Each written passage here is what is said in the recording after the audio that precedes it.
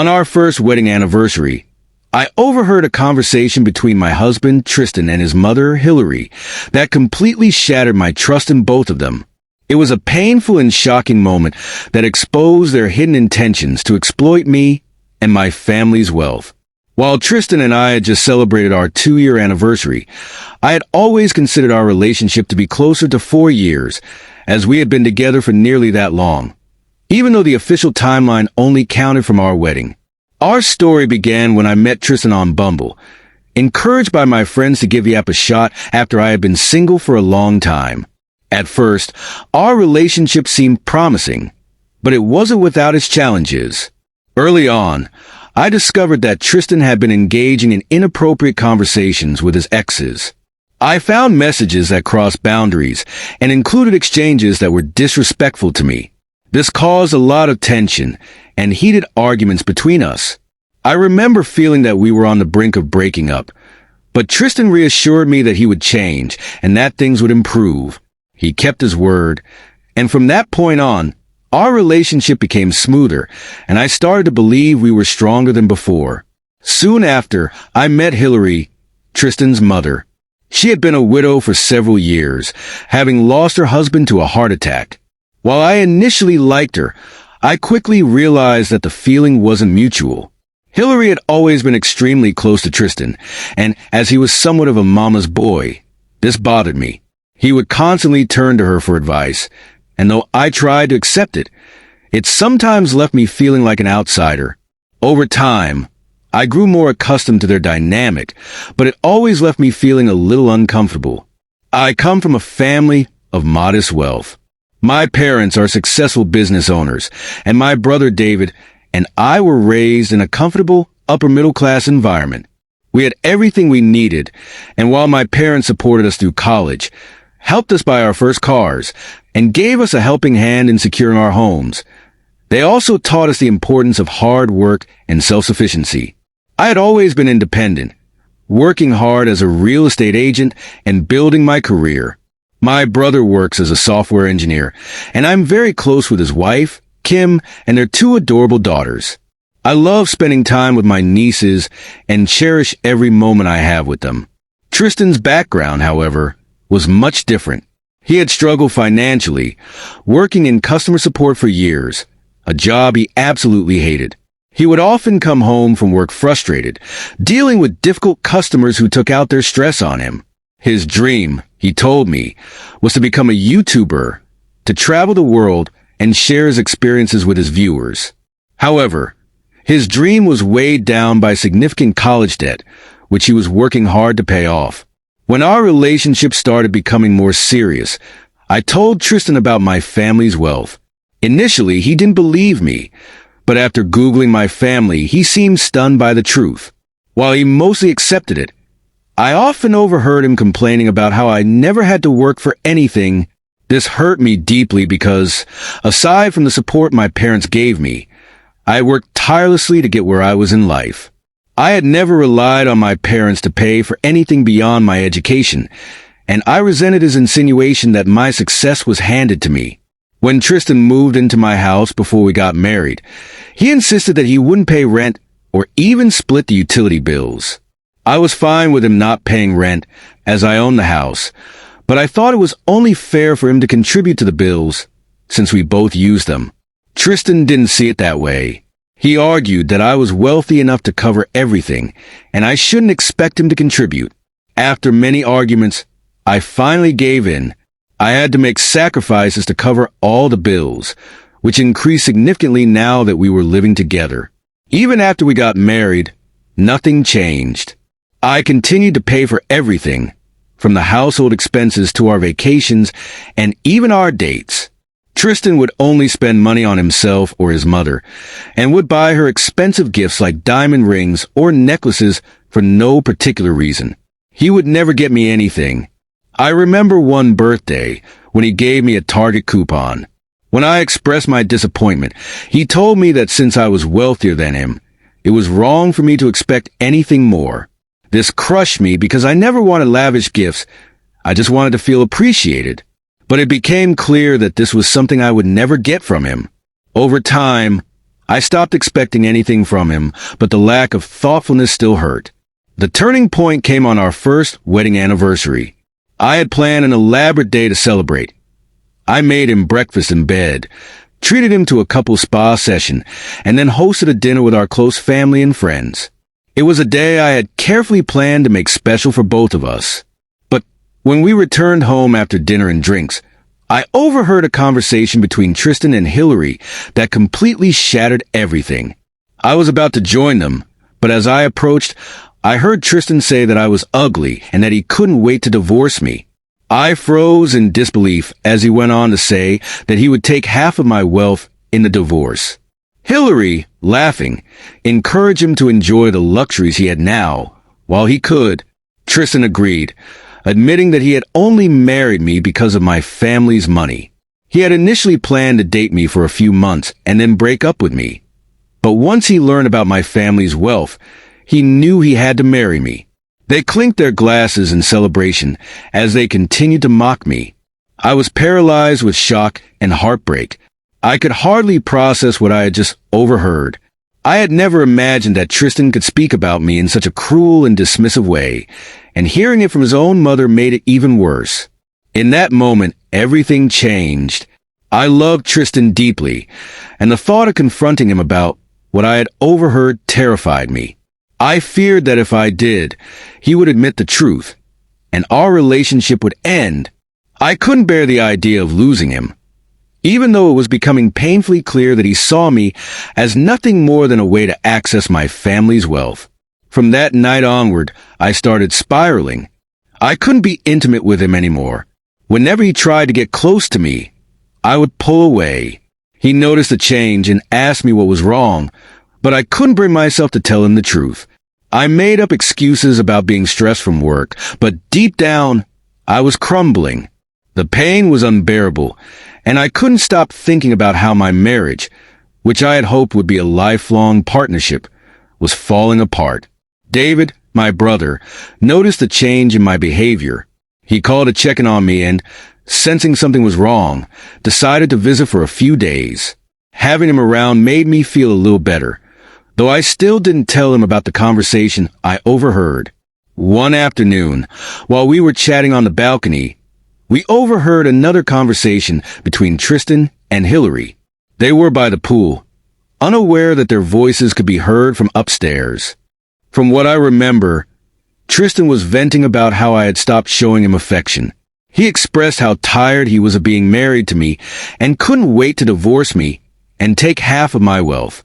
He even planned to stick it out for another year to try and secure more in alimony. He asked Hillary if she wanted to be present when he broke the news to me, and she laughed, agreeing with him. I was horrified, embarrassed, and devastated. David, furious, wanted to confront Tristan immediately, but I stopped him. I couldn't bear the thought of facing him just yet. In the days that followed, I confided in David about everything. How Tristan had manipulated me into paying for everything, how he expected me to cover all the expenses while he lived comfortably without contributing, and how he had never once shown me love or appreciation. David was shocked and suggested I consult a lawyer, fearing that Tristan was eyeing my wealth for his own gain. As much as I knew he was right, I felt completely torn. Confronting Tristan meant exposing the truth and possibly ending my marriage. But staying in it meant enduring a life built on lies and manipulation. The pain of not knowing what to do was almost too much to bear at first. I didn't want to consider the possibility that things with Tristan could end badly, but David kept pushing me to think about it. Eventually, I agreed to meet with a lawyer named Sam, who happened to be a friend of David's. After I shared my story with Sam, he asked me if I had a prenuptial agreement. I shook my head, admitting that I didn't. Sam told me that a prenup would have saved me a lot of trouble, but it wasn't too late to create a plan to protect myself from further harm in this marriage. He went on to share some unsettling stories of people who married for financial gain and later got divorced. As he spoke, I started to realize that Tristan might have been using me for my wealth, and perhaps he had never truly loved me. It broke my heart to think that everything I had believed about our relationship and marriage might have been a lie. In the months that followed, I continued to meet with Sam in secret, not letting Tristan know what I was planning. With Sam's guidance, I decided to speak with my parents and tell them everything. They were just as shocked as I had been, because they always thought Tristan was a good person. I explained to them that my lawyer had recommended taking action regarding the apartment I owned and the money in my bank account. My dad suggested that I sell the property immediately and move into a rented place. He reassured me that the proceeds from the house sale could be handed over to them, and they would eventually return the money to me as my inheritance. After some thought, I realized this was the best way forward. To keep Tristan from suspecting anything, I decided to keep the house sale secret from him. Instead, I told him that we had a termite problem and needed to refurbish the house. I suggested we temporarily move into an apartment to avoid the noise and mess of the renovations. Though Tristan was initially annoyed by the idea of moving into a smaller space, he reluctantly agreed. I secretly celebrated because everything was going according to plan. Using my knowledge of real estate, I sold the house and transferred the proceeds to my parents, all while Tristan remained completely unaware. I don't think he ever expected me, someone who had always been so accommodating to his demands, to make such a clever move behind his back. With that major hurdle crossed, I was ready to take the next step in my plan. I started complaining daily about how much I hated my job and how I was considering quitting. Tristan was visibly worried, expressing concern about how we would manage to pay our bills if I stopped working. He insisted that I stick with my job, even if I didn't enjoy it, because it was the only way we could afford our rent and other expenses. I pushed back, telling him that I had been taking care of things for so long, and I needed a break. Eventually, I handed in my resignation letter. When I told Tristan, he was furious. I informed him that from now on, we would need to split the bills since I wouldn't be earning anymore. Seeing the shock on his face as he realized he would have to contribute financially to the household was almost satisfying. The final step of my plan involved transferring all of my investments into David's name. I trusted David, knowing that once I divorced Tristan, I could reclaim these assets. I had everything prepared for the divorce and had the papers ready to serve Tristan in the coming days. However, just as I was getting ready to move forward, something unexpected happened. My parents were killed in a tragic car accident. To say I was devastated would be an understatement. My family meant everything to me, and I was completely broken by their loss. My brother and I cried for hours, struggling to comprehend that they were truly gone. The night of their death, I was still in shock, making preparations for the funeral the following day. In the midst of this emotional turmoil, Tristan barged into my room, demanding that we talk. With tear-filled eyes, I looked at him, hoping for some comfort, but instead, he coldly told me that he hated emotional women and asked me to stop crying so we could have a conversation. I was devastated and just wanted to be left alone, but he continued. He then told me that he had driven by the house and noticed someone else was staying there. He asked what was going on, clearly furious. Fed up with the games, I decided to be brutally honest with him. I told him that I had sold the house. His eyes widened in shock, and he demanded to know why I hadn't consulted him. I calmly explained that it was my house, and I had every right to do with it what I wanted. He pressed further, asking what I had done with the money from the sale. I lied, claiming that I had given all the money to my parents, who needed it. This seemed to rattle him even more, and he became increasingly agitated, asking why I had given the money to my parents. I told him they had bought the house for me, and it felt right to return every penny to them. He didn't take that well and started to hurl insults at me, calling me an ugly, stupid girl, and accusing me of daring to sell the house without his permission. He then questioned how I would ever get the money back now that my parents were dead. I stayed calm, but when Tristan became violent, I lost my temper. I reminded him that he had no right to control my life, especially since he had been nothing but a leech. I told him to leave my parents' house so that I could grieve in peace. This only angered him more. He began shouting that he couldn't take it anymore and wanted a divorce. With a smirk, I reached for my bag, pulled out the divorce papers, and held them up to his face. He looked confused at first, but it didn't take long for him to realize what I was holding. I served him the papers and demanded that he leave my house. At that moment, David, likely awakened by the noise, stormed into the room. Seeing the situation, he must have understood immediately what was going on. I told my brother that I had just served Tristan the divorce papers and wanted him out of our home. Tristan's response was cruel, claiming he couldn't believe he had married such an ugly woman and that he would take everything from me. This set David off. My normally composed brother was livid, and in a fit of rage, he punched Tristan, sending him stumbling backward with a bleeding nose. As Tristan writhed in pain on the floor, I managed to calm David down before he landed any more blows. Tristan continued to shout and howl, and I warned him that I would call the police if he didn't leave. I made it clear that everyone in town respected my parents, and if Tristan didn't leave, he'd likely be arrested. In the end, Tristan whimpered and left. The next day, I attended my parents' funeral, surrounded by family members who offered their unwavering support. I told them everything about Tristan's behavior, and they were just as shocked as I had been to learn about his true nature.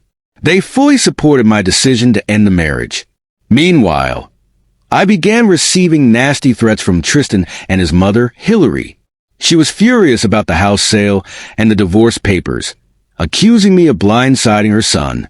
She even went as far as saying that a wife shouldn't make major decisions like that without her husband's permission. Despite her anger, I didn't feel like I was in the wrong. I was starting to wonder if others would also judge me for the timing of my decision. As I awaited feedback, I kept myself focused on what lay ahead. Although I had moved forward with the divorce, I was also preparing for what came next, the legal battles. Fortunately, I had already taken steps to protect my financial assets. I had transferred my investments to David and made sure that my inheritance was safe from any claims Tristan might make. The journey was far from over, but at least I felt ready to face whatever came next, knowing that I had the support of my family and the strength to stand my ground. In the months following, the divorce process continued to drag on. Tristan's lawyers seemed intent on making everything as difficult as possible, fighting every step of the way. Tristan seemed desperate to hold onto whatever he could, possibly realizing that his plan for a quick financial gain was slipping away. I kept reminding myself that I was doing the right thing, even as the legal battles wore on. Through all the stress and exhaustion, I found comfort in the support of my brother, David, and his wife, Kim. They continued to remind me that I deserved better, and that this would eventually pass. Despite the difficult days, I found strength within myself, and I began to realize that I was not the same person I once was. I was becoming stronger, more resilient, and more determined to never let anyone take advantage of me again. Months later, the divorce was finalized, and it felt like both a relief and a sense of disbelief. The long legal battle had ended, and I was finally free. The inheritance and assets that I had worked so hard to protect were now fully in my control. Thanks to my brother, who had been a pillar of support, I was able to regain everything that was mine. With the divorce behind me, I was starting a new chapter in life. I found a part-time job as a bookkeeper, something completely different from what I had been doing before. It was a fresh start, a clean slate. I also reconnected with friends and family, and I even discovered a new hobby, painting. Though the legal battles were over, I knew that life still held challenges.